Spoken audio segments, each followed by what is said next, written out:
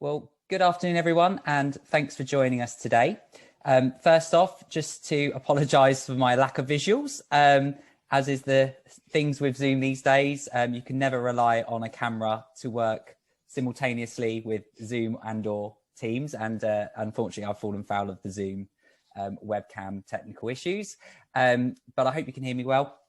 And yeah, so we're just going to run with it, and you can see the rest of the panel beautifully, which is great. So that's far more important than you can see them and me.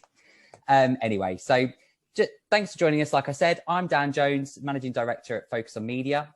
For those of you that might not be aware of us, we are part of the focus group of property marketing businesses, and we are a media planning and buying agency specialist in all things home, including buying one, which is going to be really handy for this seminar.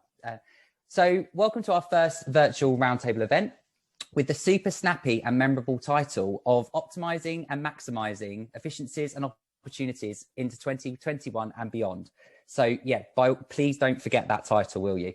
The purpose of our event today is to offer an accessible conversation about how we as property sales and marketing professionals can take the learnings from the last year and use them to build better and more relevant sales and marketing strategies for the immediate and longer term.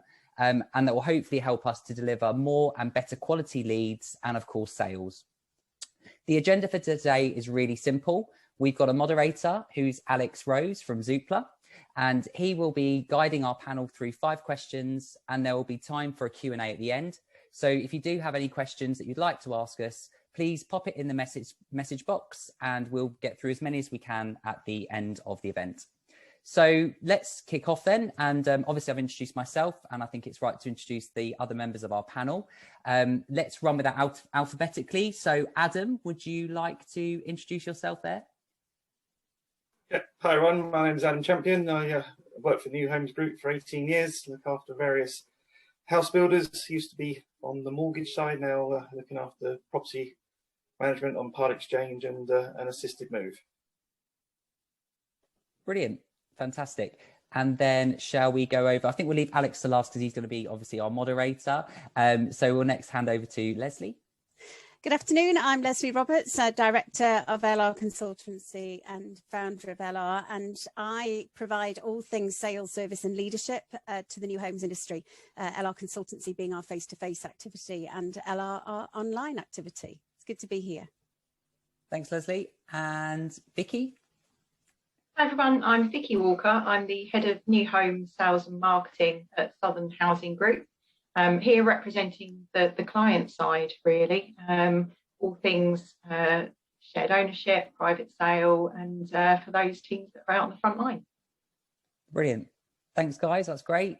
And now, Alex, do you want to introduce yourself and kick things off? Thank you. Good afternoon, everyone. I'm Alex Rose. I'm the Director of New Homes at Zoopla. I think my job really today is connecting the consumer with the new homes market, and we're sort of that connecting item between the two in that journey. I've got the esteemed honour today bestowed on me of sort of conducting the panel discussion across our team of experts. And I think it would just be useful if we could move on a slide, just to look at sort of the framing for today's conversation. A few of you will have been signed up for the session that we were due to have in February, and due to a sort of early leak ahead of the budget, it sort of slightly kiboshed our plans at the time to talk about stamp duty and the possible impact of that, the holiday ending. And I think just want to recap on what we're seeing happening at the moment. So let's just remind ourselves that the stamp duty holiday, the threshold was raised to £500,000 in July last year, really on the back of, I think, the Chancellor and the government not knowing what was about to happen next in the housing market, and so they felt that it was important to help stimulate the economy, and the housing market is obviously a critical part of our economy. It was announced on the 8th of July with immediate effect. And the good news is that following the Chancellor's budget announcement on the 3rd of March, it's now been extended in full for a further 3 months up until the end of June, and then tapers down to a stamp duty holiday on transactions up to £500,000, until the end of September. What does that mean for the consumers? Well, it means savings of up to £15,000 on a £500,000 plus property, but the average home buyer is saving £4,500, and hopefully the good news for our economy is that they can then spend that money on adjacent services such as trades, retail, anything that supports our home buying economy. What does it mean for the government? And well, consumers have saved £4 billion to date, and they're going to save roughly another 5 to 6 billion over the course of the next 6 months. That's a huge amount of money to our government. To put it into context, it's about a month's worth of furlough payments. So it's a huge investment from the government, but the Chancellor has obviously believes that it's important to support the housing market, which is good news, hopefully, for everyone on the call today. Of course, there's been some other changes since this and around this. So we've now got the introduction of the Help to Buy caps and the launch of the 95% mortgage guarantee scheme. And hopefully we've got a few experts on the call today to help us guide us through what this all means. So just going to move on in the interest of time onto our first question and onto the panel. And really, based on everything we've covered so far this morning, interested to know the panel's thoughts on, what are the positives to come from the new budget announcement that came on the 3rd.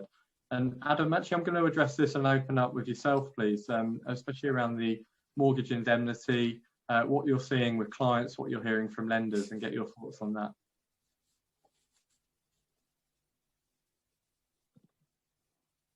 Obviously, great news with the mortgage guarantee scheme. A lot of you will probably remember a few years back there was a similar scheme. And it's going to bring the next-time buyers back into the market, because obviously Help to Buy now is really just for first-time buyers. So it's really going to allow everybody the chance to use smaller amounts of equity to purchase a property. The lenders are just at the moment building the products to see what they look like. A few lenders last week have already come out with 95% rates, but they are 3.5%, so perhaps a little bit higher than where the government would like them to be under the new scheme when it launches mid-April. But coupled with that, the fact you'll be able to your clients will be able to look at doing things like assisted move and that sort of thing as well. It really is a good focus for your next time buyers. Brilliant, and interested to see, Vikki, from your standpoint, how that sort of translated through to demand and impacted your team. Yeah, I think it's the stamp duty has been great. So for the short term, it's given us, given our buyers a renewed passion to make that move now. I think for the short term, that's been great. I think, in all honesty, things like the mortgage guarantee for what we do isn't necessarily going to be the big thing. But it's good to see the government having that desire to continue to support the industry and seeing sort of the benefits on both sides. I think certainly there's a lot of traction potentially for our shared ownership clients. A lot of positive buzz around the opportunities that continues to bring. So it's certainly, I think that the positives are, it's good to see that we've got some real sort of keen interest in sales and marketing sort of new homes, but I think it's definitely sort of more for the short term than it is for the longer term. Interesting. And Lesley, what guidance could you give to Vikki and the sales teams out there on the call? I think in terms of what the new budget announcement, I'd wider than that, notwithstanding the hideousness of COVID, but I think the silver lining has been, without a doubt, picking up on Adam's point, the choices are massive. So I think every conversation that we have with a potential new customer, our choices are so wide to craft a sale around them. I think the mini boom has given that encouragement, the energy, and I think people are really feeling quite positive, more so than perhaps we were when the budget announcement was made. So for me, it's lots of keeping up the sales rate, maintaining the agility, and really optimizing all of the options available to customers to purchase. Makes a lot of sense. And Dan, interested from a focus viewpoint, have you seen that how have you seen that flow through on marketing campaigns and the messaging that's out there as well. Definitely. I think actually from a sort of media perspective specifically, the positives actually track back way before the budget announcement. So we've seen some fairly significant changes over the last year, particularly around those channels, media channels, which kind of sit at the lower end of the funnel. So thinking about Google search, etc. And we can see that since April last year, we've seen real increases in lead generation coming from those channels and a favourable trend downwards in terms of the average cost per leads that we're able to leverage. So you can see there a chart that just looks at like kind of averages across our agency, and of course there will be variations within that depend on price, product, location, etc. But you know, as a kind of trend, it does show that now's a really great time, or has been a great time, to promote your new home schemes. And also, just to put a bit of context on that, if you spent, so looking at that trend there, you can see on that graph, if you spent £3,000 on paid search last January, we probably would have been able to deliver about 40 leads from that activity. If you fast forward to January this year, that same £3,000 would probably deliver around 78 leads. So that's 38 more leads that you're getting from exactly the same money. So there are lots of opportunities to engineer some real savings and lots of value from your budget at the moment. And that's been the case, obviously, since April last year, but certainly continuing since the budget announcement came out, you know, sort of about 3-4 weeks ago. Dan, your numbers certainly back up what we've been seeing at Zoopla. I mean, in the days preceding the budget, I think it was on a Wednesday, from the Monday onwards, as the newspapers started to write headlines about the stamp duty extension, about rumours of a mortgage guarantee, we saw immediately the site traffic on Zoopla spike, and we've seen a 24% increase ever since, really, and we're now, you know, 3 weeks on from that budget, which I think is just fascinating, and it's sort of unusual this time of year if we think about the seasonality of the market, that we would be heading into this period saying it's busier today than it was in January. So it never ceases to amaze me, the level of demand. And I'll probably spin one question additionally back to anyone in the panel who wants to answer it. But if these leads are coming through, is there any advice out there to sales advisors and teams about how they handle these leads and optimize and make the most of them right now? I'll take that, Alex. I think one of the big areas there for me is around not losing those leads and the motivated purchasers. And I think that in terms of lead management, whilst we're really busy with what I describe as the now sales, the next sales and the future sales need to be taken care of, or we're going to miss the positivity that we have. Absolutely. That's really important. Sorry, Dan, have you got something to add on that? No, I was just going to echo that. And obviously making sure that the kind of CRM strategy and lead management strategy that we have is all well and true to grow a database for a scheme of, you know, 3,000 leads or whatever. That's great. But it's making sure that you have a CRM strategy that engages with those leads in a way that kind of complements and mirrors your sales objectives as well, I'd say. Absolutely. Brilliant. Okay. Shall we move on to question number 2? Question for the panel. Do you foresee any potential hurdles that you're concerned about for the industry over the course of the rest of the year? So I think really what that's saying is, you know, what do we expect to happen over the rest of the year? And, you know, there might be some out there right now thinking, this is brilliant. How long is it going to last? When's it going to end? If you're a glass half empty kind of person. I'm going to go to you, Lesley, on this to begin with. I think for me, the current market, we've seen huge amounts of sales, perhaps more than we expected, and I think the result of that is we're going to go into a phase of selling from plan. And I think, you know, for a lot of people that takes a gear shift, and I think picking up on Dan's point, the workflows in the CRMs need to be responsive to that.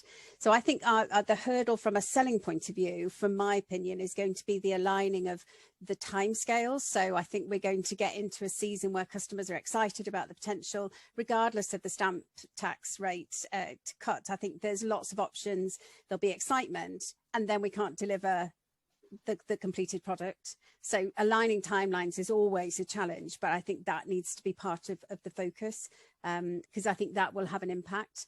And then I think on the wider impact, being so forward sold is also going to have an impact on customer journeys and fulfillment and delivery. And I think that, you know, the salesperson's role is to look across all of that.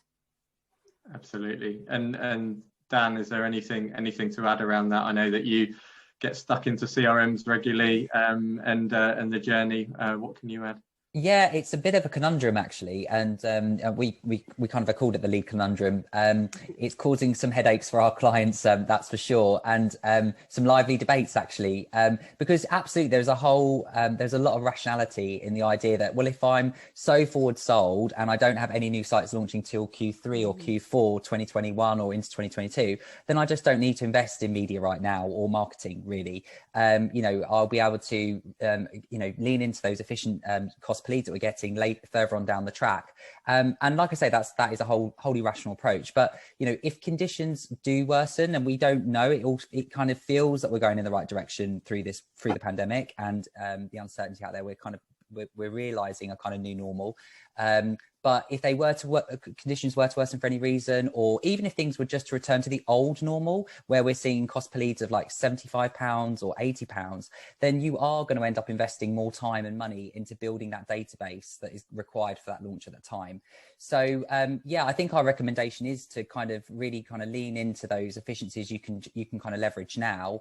But then, like I said earlier, marry that up with a kind of CRM and lead management strategy that reflects those timescales, like Lesley was pointing out, and you know, really tries, you know, reflects what the customer is signing up for. Because if that customer can see on the website there's nothing to buy until October or November, then we just need to reflect that in how we then communicate once they're on the database. Makes a lot of sense. And Vikki, is there anything that you're sort of keeping you awake at night in terms of what comes next, or how you navigate that period?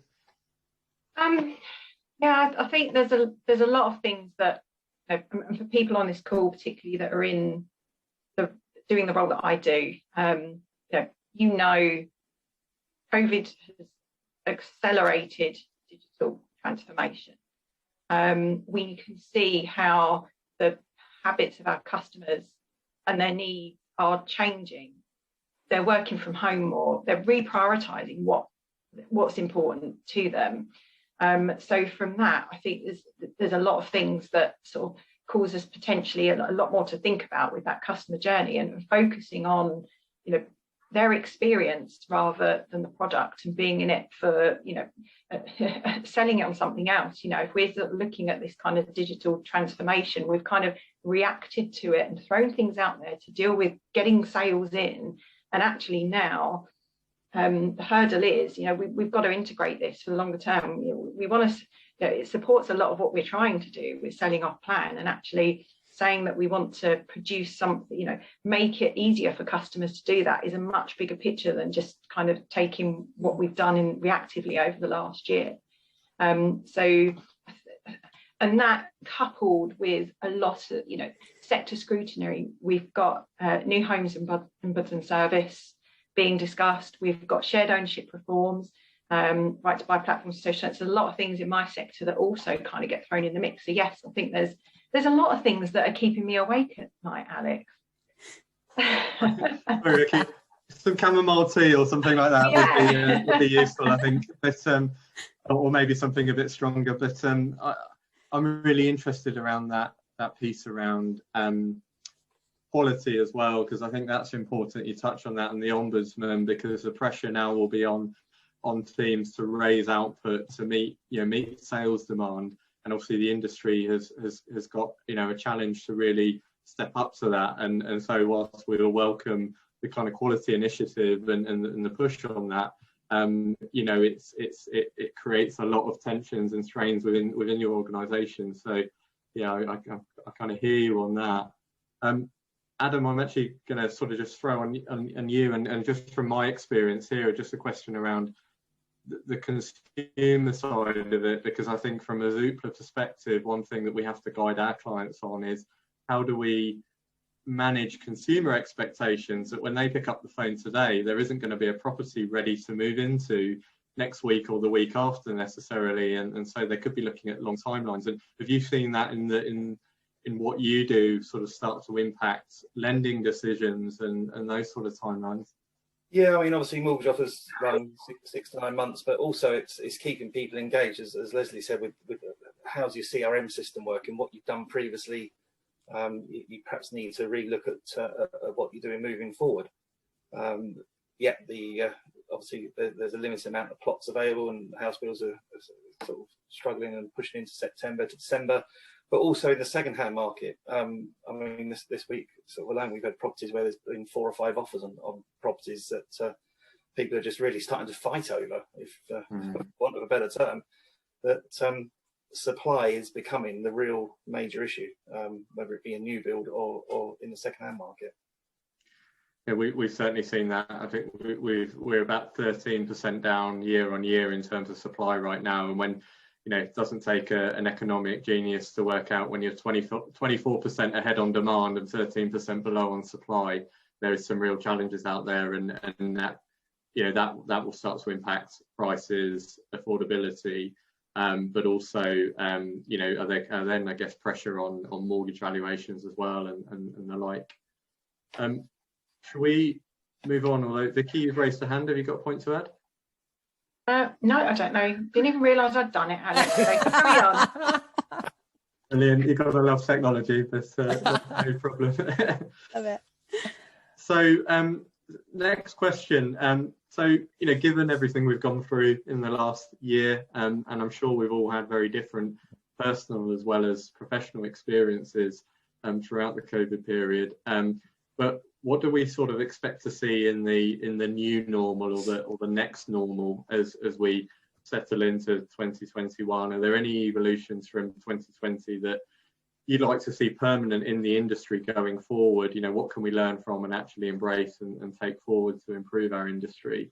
So I'm going to come to you first on this, Adam, actually, and take your guidance.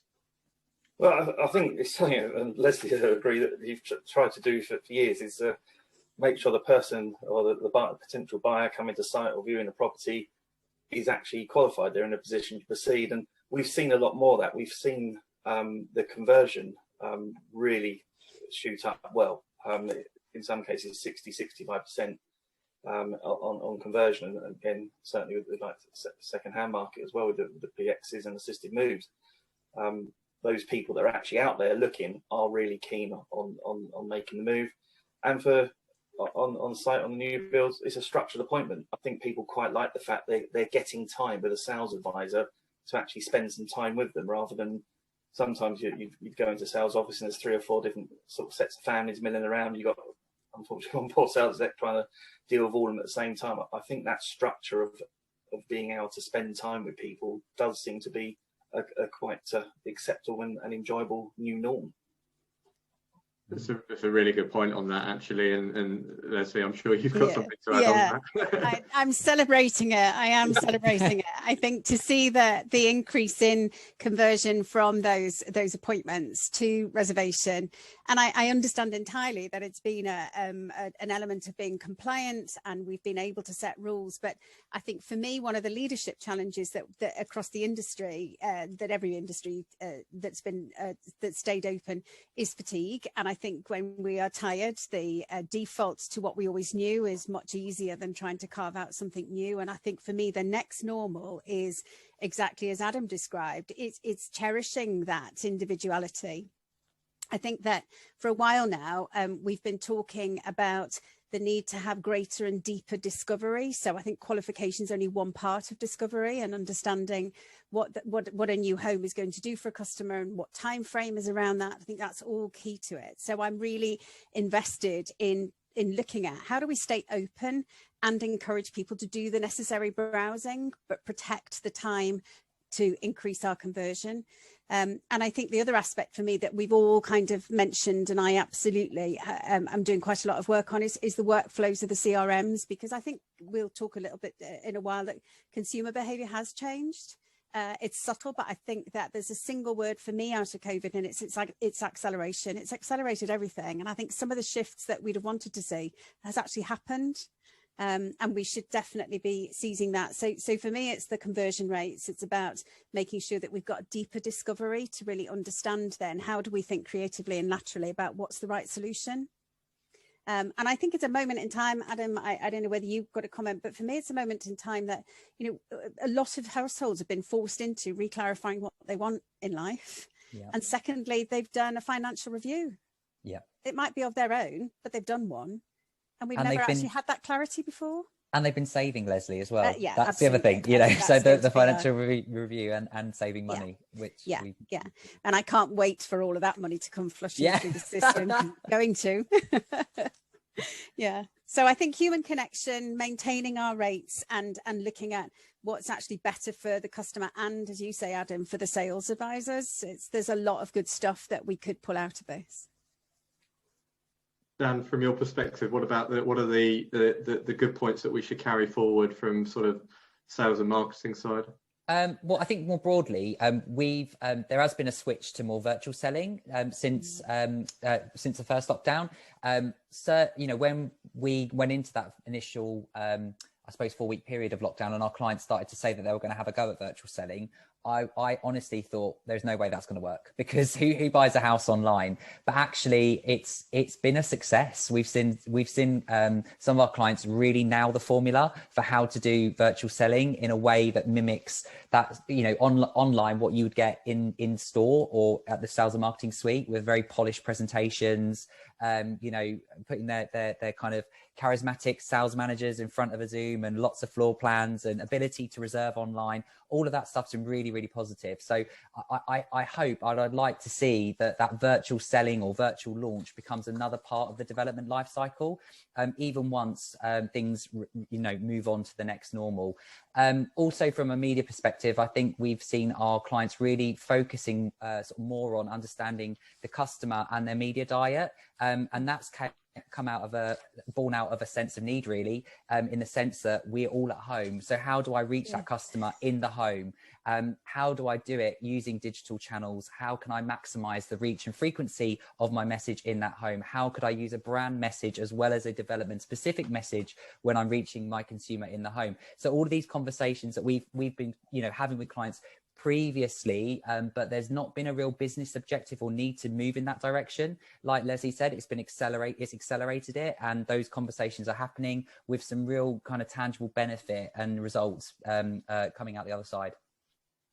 Makes a lot of sense. I think acceleration is that key. You know, when we've seen actually the media buying and the channels that work best for lead generation have actually changed, and it's created a reassessment from house builders on which channels are actually driving the best performance in this situation, rather than necessarily some of the stuff that might have been always on in the background previously, but actually in the cold light of day, when you're assessing your budget and whether you want to cut back or spend differently to get performance, then you start to look at things very differently in the round. Vikki, from your perspective, what's the good stuff that's come out of it that you want to take forward, really, for your team?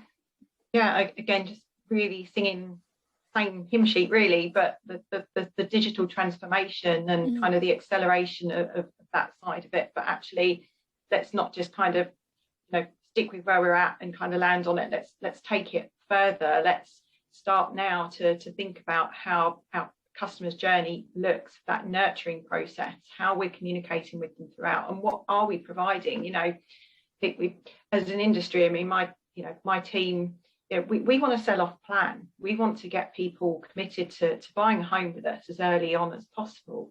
You know, we have the information there in most cases, and actually let's start building on that much earlier on. Let's really take it forward. And someone I was speaking to the other day gave me an analogy about buying, if you buy a high-end watch, you can go into that watch, you can look at all the intricate pieces, you can really delve into the detail of it, you get a whole kind of lifestyle piece. It's really intricate and really incredible. That's £5,000.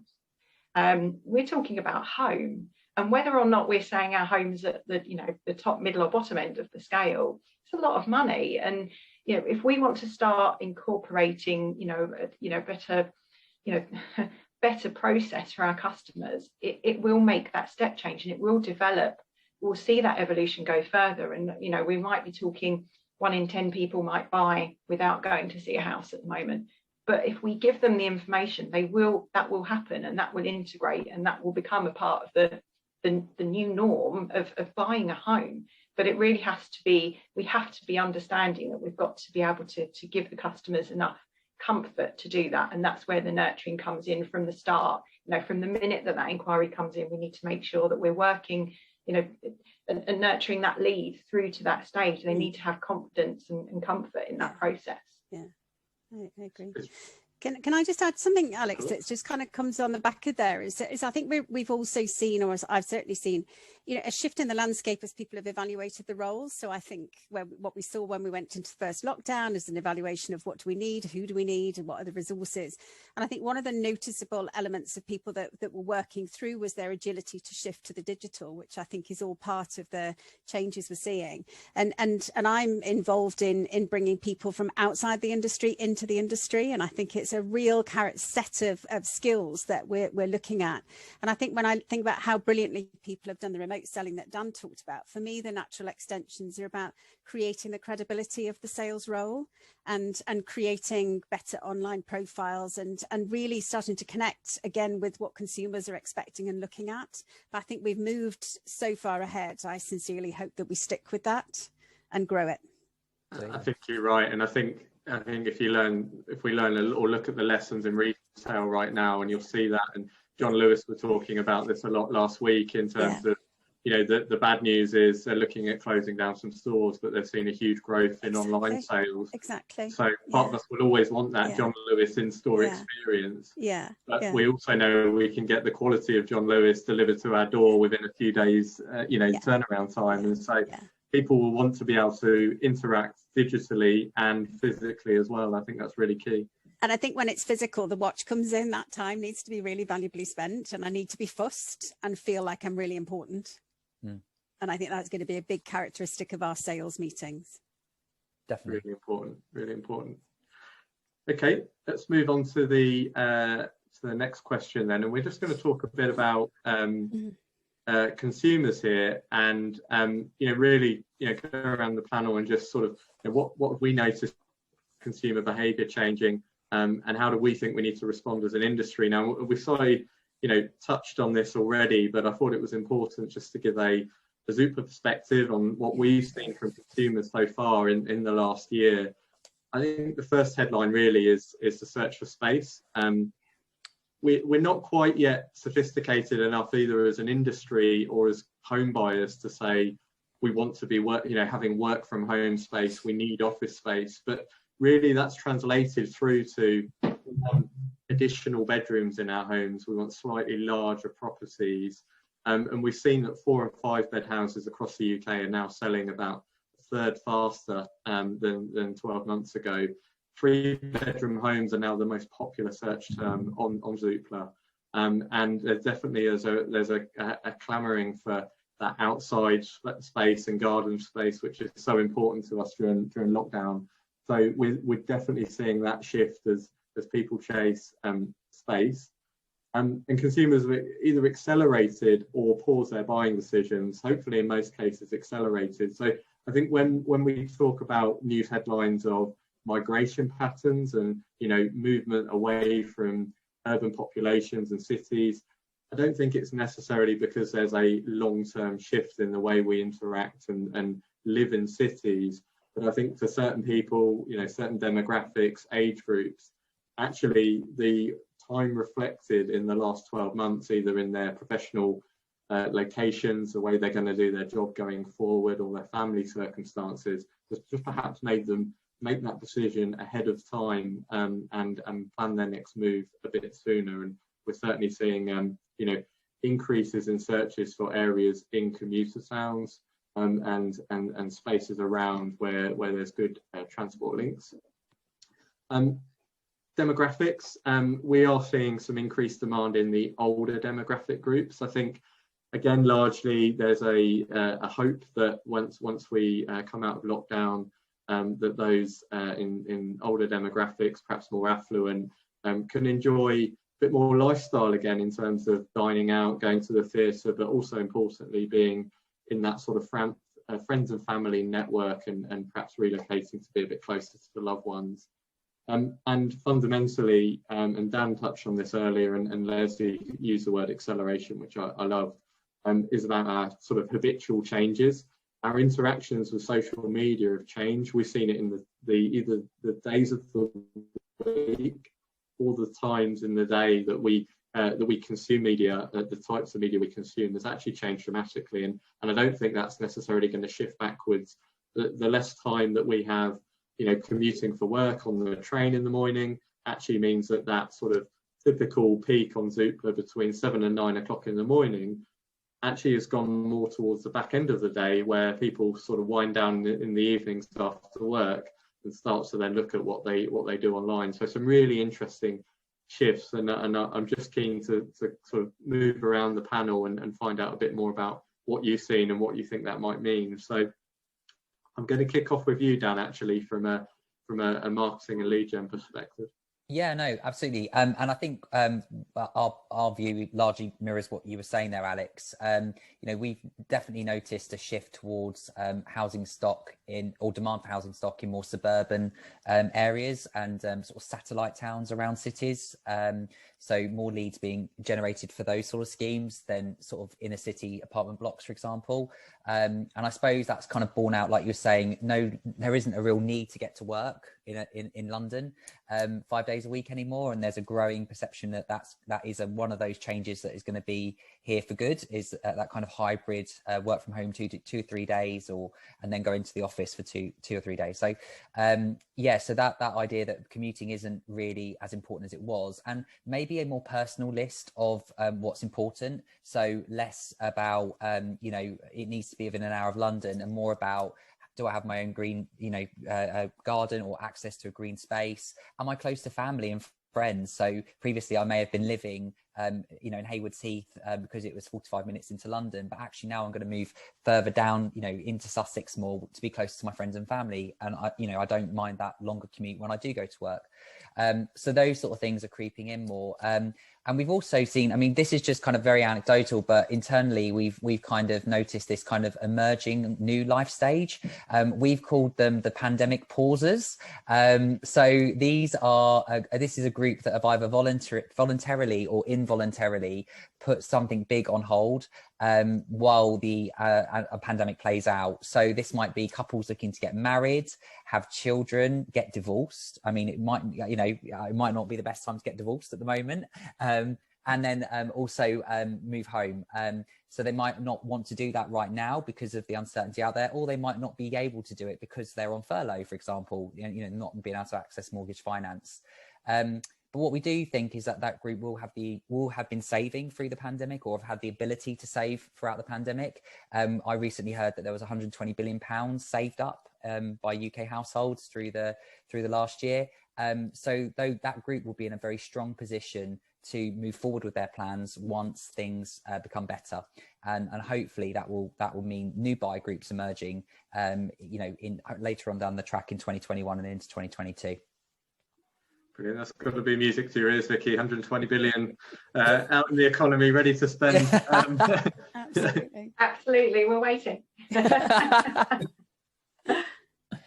Yeah, I think it's certainly positive when you there are people that are still in a position to do it, and I think, as Dan said, there's a lot of people who, for various reasons, they have paused, but actually there are probably some very supportive reasons right now for them to think about getting their first home or whatever it might be, or making that move. But on the flip side of that, I think we're certainly not losing our focus on affordability in general, and that there still needs to be a need for, not everyone can afford a one bed or needs a two bed. We're still going to probably see a return to that market, as we find people who've been in house shares, for instance. Actually a one bed place would be brilliant. So I think we've got to be very mindful of from both sides perspective, in terms of noticing that shift change in general to people wanting bigger out of town homes.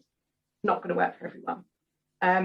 I think in terms of sort of changes, I think that certainly I think we've just got to be mindful that there's going to be an expectation for things to be much more seamless and, you know, dynamically sort of being able to respond to things. It would be quite key for us to make sure that we are gearing ourselves up to deliver that, because you know, what everyone has just been through, that they're now going to expect that to be a matter of course, if not to be built on. So I think there's quite a lot of sort of consumer behaviour changes and how they feel that they should be treated. Makes a lot of sense. And Adam, how do you think this change from a consumer perspective impacts sort of finance and mortgage finance? I think obviously a lot of people have had a bad year. They start getting to that point now that actually no, it's time to move. So I'm going to move somewhere that suits me rather than suits perhaps the job I'm doing or have been doing. And I think that's where the sort of sales and strategy's got to come in with a more focused campaign on that's what people want to do. They very much are more looking at actually what can I do for me rather than, oh, I think I need to do this. I want to be near a family. I want a bit more open space, and that's really probably what we've got to work on to get the buyers through the door. And Lesley, keen on your thoughts. If you know, with all this money around, how do we make sure we compete for attention? Let's face it, we're a nation that loves houses, so you know it's only going one way, and it's to us. And I think it's, you know, it is the supply and demand element. I'm fascinated but also excited to see just around consumer confidence, because despite what we've all been through, the latest consumer confidence index is showing an increase. And you know, fueled by the vaccination drive and by you know, by the lockdown, and I think if we go back to kind of a worry, there's a little worry in my mind that as we see the lockdown releasing, but less certainty about being able to go on holiday, and let's face it, who isn't thinking about sunshine and just having some downtime? But I think one of the things that, coming back to Dan's pandemic pauses, I think we were in danger, we probably still are, of people blowing some of that money on their grand holidays. And I, for one, am hoping that we don't get encouraged to do the holidays, because I think that that's all to our benefit for this year, that feeds us for next year. So I think consumer confidence, I so wish that the media would recognise some of the great things that have been done, and actually some of the positives about looking at your life, deciding what you need. And I think your point about the demographics, for me, I don't have an expertise in this at all, but I think cities have always been in our society, in our history, and I think they will serve a purpose, but it might shift. So I think if you're in an employment, or you've got the choices financially to make that allow you to buy a home with comfort, but also if you have the opportunity for more agile working, which I think is going to become part of the organisational landscape. So those choices will be negotiated, but employees might have more choice. I think if you've got that, then the demographics of the city will be somewhere to come in and out of. Smaller units probably will take a feature. You know, people might come out of the cohabiting, as Vikki said, and kind of just look for something smaller that I can work, be in the city, and then scoot out. So I think the other aspect of that is the fact that people are going to reconsider their travel, which is also going to play into the green agenda. So I think we've got huge amounts of things that are all knocking on each other's door.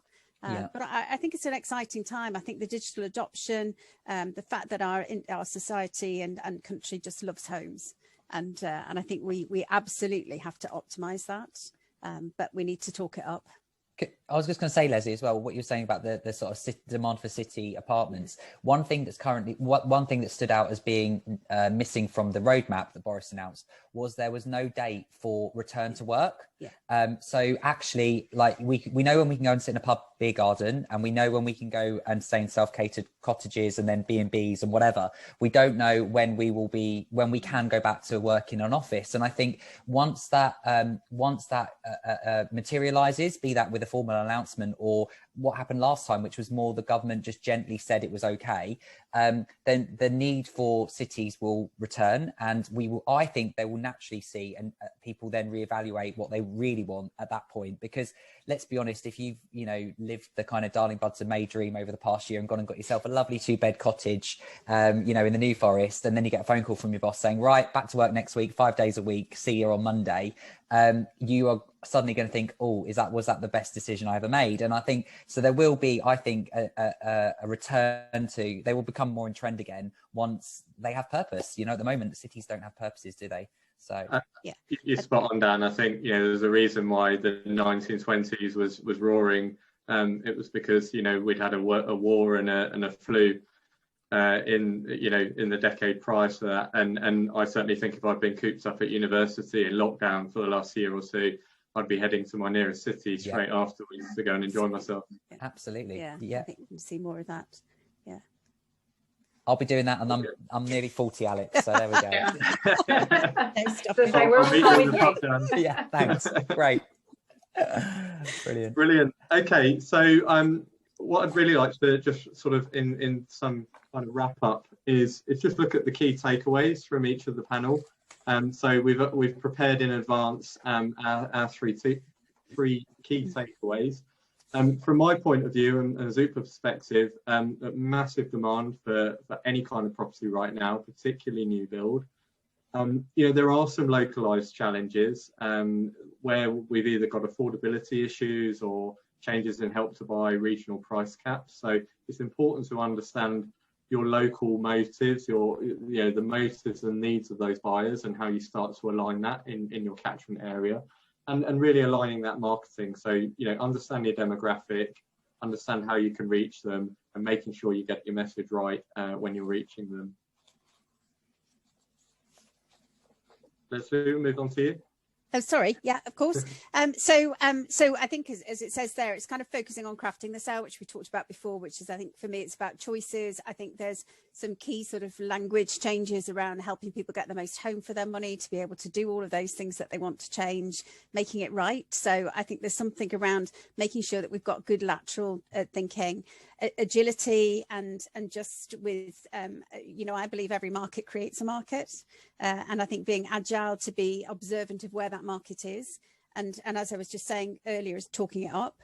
And then I think there's a celebration and reward for customers who want to be part of this journey. So Vikki, you described it earlier as sort of process. For me, it's about experience over process. I think people want more from the human contact. And I think if we can deliver that and help while we sell and look after people, then I think that's going to be a really good recipe for success. A lot of sense. Adam? Yeah, really, as I communicate, talk to your database, and as Lesley says, find out exactly what they want. There's a lot of you watching this that will remember when the Help to Buy came out before and other schemes. It took a couple of years for people to actually understand it and realise what it was and actually how it worked. You got to talk to people. You got to explain it to them and drill down into what they need. There's a whole range of ways to buy: part exchange, assisted move, the mortgage guarantee scheme. So many different ways. Obviously then down to shared ownership and all those sort of things. There's so many options for people, and the only problem is once we get back to the pubs, you'll have the man in the pub giving you the advice on how you do it, which is never a great thing. But it really is making sure that you're communicating with your database and find out exactly what they're looking for and how you can get them into that home. Unless that man in the pub is you, Adam. Then they've found the right man. Vikki, your thoughts? Yeah, and you can see mine on the screen there, and I think being invested in your customer journey is really sort of leaning on what everyone else has said, but make yourself stand out. What's going to differentiate you, their experience of buying with you than it is for being with anyone else. Really kind of set that out from the outset. And nurture that data. Don't just assume that because someone hasn't yet booked a viewing or hasn't made a commitment that they're not still interested. So for me, there's some of the key things that just need to be pulled through this year. Brilliant. And Dan, on to you. Brilliant. And I think, just overall, things are really positive for our industry at the moment. And I think sometimes we miss that. It's so easy over the last year to get bogged down in the in your own kind of, oh God, you know, the world's such a different place. But for the industry we work in, there's a lot of reasons to be cheerful. You know, we've got unprecedented levels of support from the government, and we've also got reform, like Vikki said earlier. There's reform coming alongside that with the, you know, formation of the New Homes Ombudsman, etc. But you know, this is all great. This can only benefit the industry as a whole. So I think that's great, and I think off the back of that, any sort of investment you make in your marketing, you will see benefit from at the moment. You know, and I've said to a few of our clients over the last year, if you want to try something, try it now, because there's such a good market out, you know, good response or demand out there, that if it doesn't work now, it will never work. So, you know, test things, try things now. Also, building databases, I think, is going to be key. We know that we're forward selling. We've got more land coming down the track, or more sites. So building those databases now at today's kind of cost per lead makes perfect sense in sort of my head.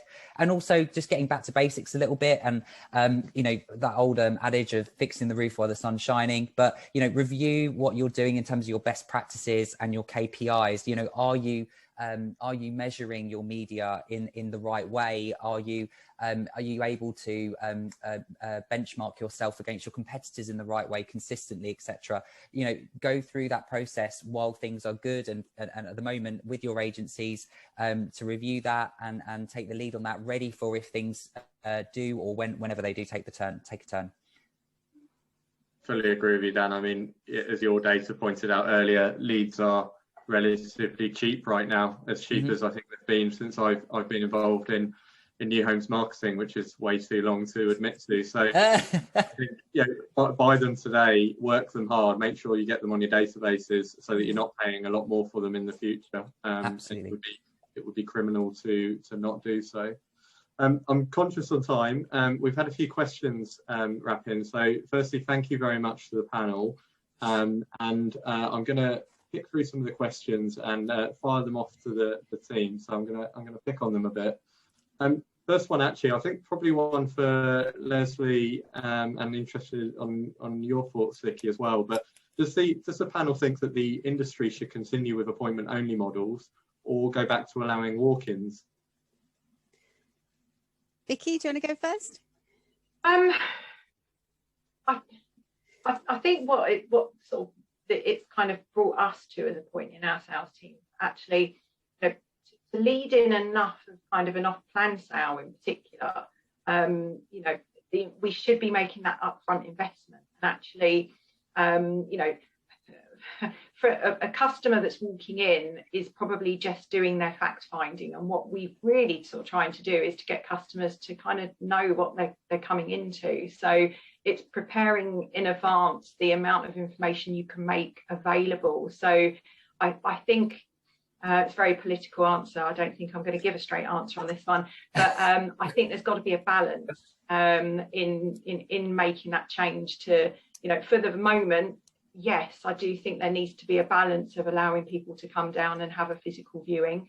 Probably more so at the moment, the appointment only still, given the circumstances, but probably bringing in perhaps an element of walking to balance up that kind of that digital transformation and kind of pulling forward. So perhaps we don't have to, and kind of reinvesting the, you know, our marketing budgets can be better spent. You know, we spend a fortune on some of these kind of sales offices and things. Naturally, you know, we need to think about how we're going to spend that money better for the future. I constantly hear myself using, I think it was Lord Reith from the BBC, of educate, inform and entertain. And I think we can do more of that upfront with customers, optimizing digital.